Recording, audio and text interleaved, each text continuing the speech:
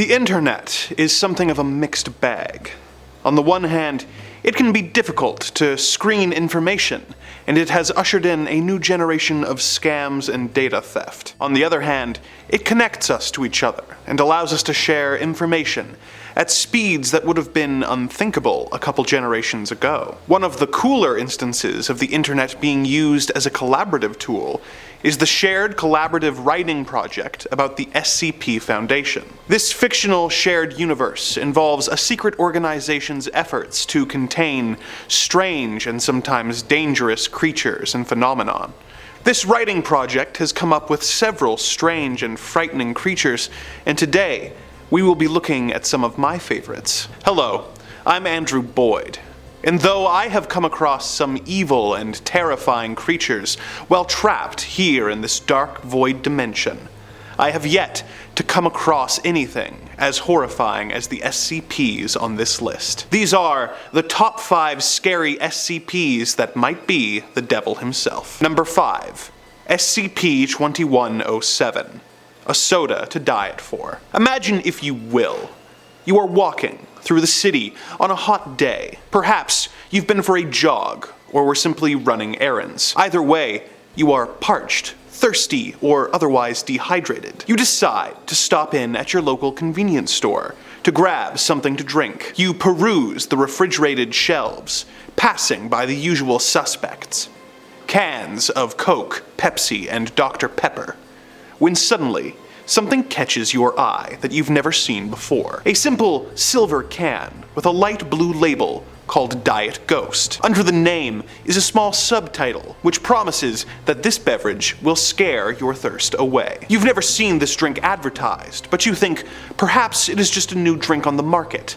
Or perhaps it is a drink normally sold in foreign markets that the store owner has chosen to import. Either way, your curiosity cries out to be satisfied, and you take the silver can to the counter, pay for it, crack it open, and take a swig.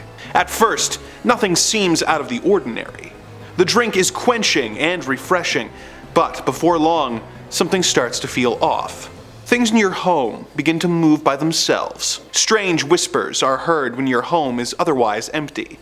Strange phantom figures appear and disappear without warning. Depending on how much of the mystery soda you ingested, the paranormal activity may be more and more intense, and can result in you being harmed or even killed. This is the nature of SCP-2107. The Foundation report claims that anyone who ingests such a drink is to be treated with Class A anesthetics and remitted to the nearest hospital until the mystery drink passes through the victim's system. When the Foundation goes to the store where the soda was purchased, the employees usually claim that they had no knowledge of such a drink, and their inventory records show no record of such a drink being ordered or delivered. This implies that some malevolent force is stocking the shelves of stores and bodegas with a harmful beverage that causes innocent shoppers to experience terrifying encounters with the paranormal.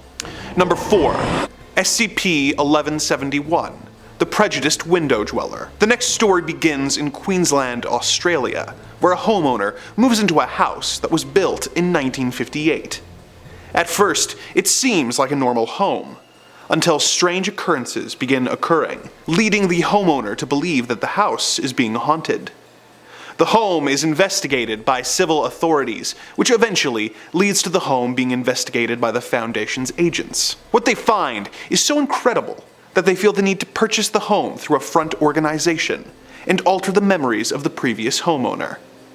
They put a doctor in the home, posing as the new owner, to study it and erect a tall wall around the backyard. All the windows are fitted with shutters, and several agents are moved in for security under the guise of being lodgers. All year, despite changing humidity and weather, the windows are covered by a layer of condensation that cannot be explained. Words suddenly begin appearing, written in the condensation, as if an appendage has been dragged through the moisture.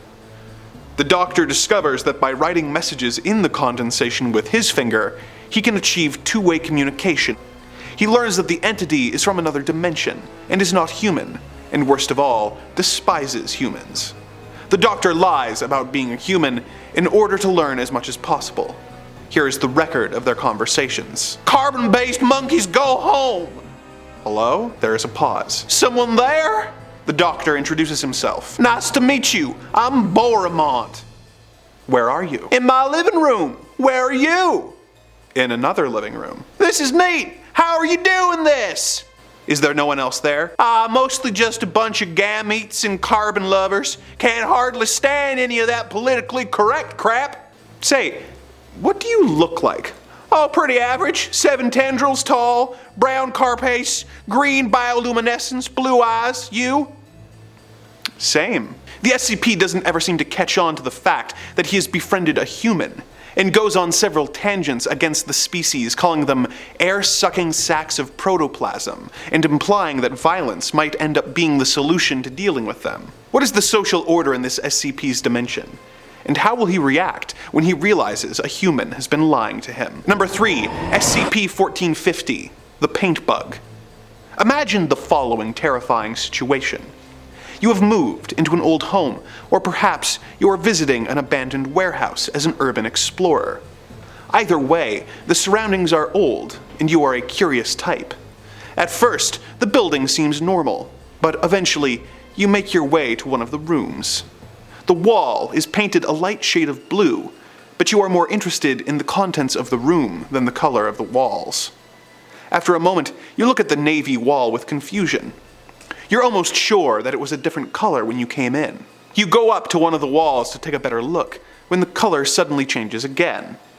But this time, you try to move, but realize that the bright shifting colors have mesmerized you, and try as you might, you cannot bring yourself to move. It is at this moment that you realize that a massive colony of insects has covered your body while you have been standing there frozen. As if that wasn't bad enough, they are extremely hungry. They begin to bite, tearing small chunks of your flesh away at an alarming rate. Though you can feel every bite, you still cannot move, as the bugs consume every ounce of you, leaving nothing behind except your bones. This is the hunting pattern of SCP-1450, who have chromatic plating, which allows them to affect a form of metacrosis in order to mimic the dried paint of the walls, before their prey becomes aware of them, at which point they will begin moving together to form the mesmerizing and hypnotic pattern. The Foundation works to contain these creatures and ran the following test to learn more about them. A D-Class test subject was sent into the SCP's holding cell, with instructions to wait for 20 minutes. Minutes 1 to 5. D-Class subject does nothing. SCP-1450 displays no reaction. Minutes 5 to 7. D-Class subject paces about the room. SCP-1450 slowly begins to shift in hue. Minute 7. D-Class subject goes to examine nearest portion of SCP-1450. From here, all notations made are based off of studied recordings, as the observation group recalls nothing after minute 7. Analysis shows observation group was affected in the same manner as D-Class test subject. Minutes 8 to 13. D-Class subject examines SCP-1450.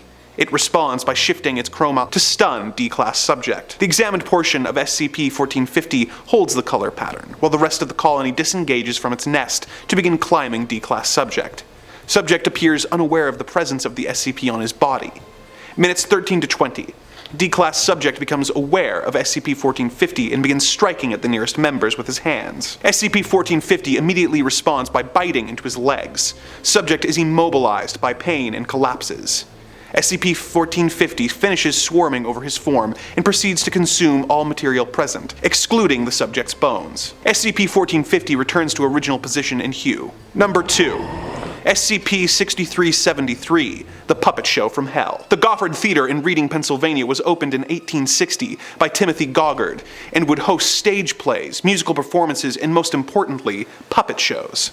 The puppets were designed by Goffard himself, with the most notable and consistently featured puppets being an elderly male in black with a beret named Pierre, a big disembodied head with big ears who can only speak in groans named Glouton, a smaller disembodied woman's head named Am, who is frequently the target of Pierre's violent outbursts, and a long-necked clown named Jacques. Goffard came upon hard times after his divorce and lost the theater before dying soon after. In the years since, the puppets would come to life in the theater at 6 p.m. every night, and would begin to move on their own and perform bizarre and disturbing shows for anyone in attendance. The Foundation began to study the performances, which got darker and more violent and disturbing as time went on. Here is the report from one such performance. Pierre performs a piano duet with Jacques, who is unable to be quiet or still. Though Jacques apologizes, Pierre repeatedly slams the puppet's head into the piano, denting it. When Pierre is finished, viewers note Jacques' jaw has detached completely.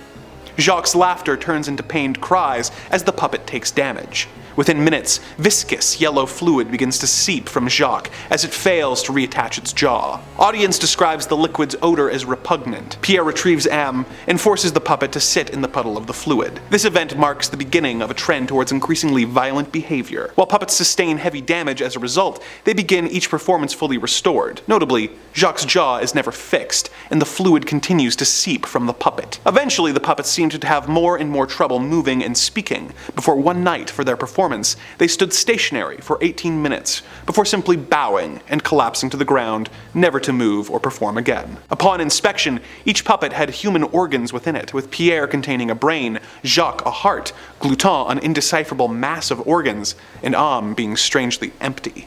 Number 1. SCP-3219, Lost in the Woods. This SCP is a 7 square kilometer region of space in South Mountain National Park.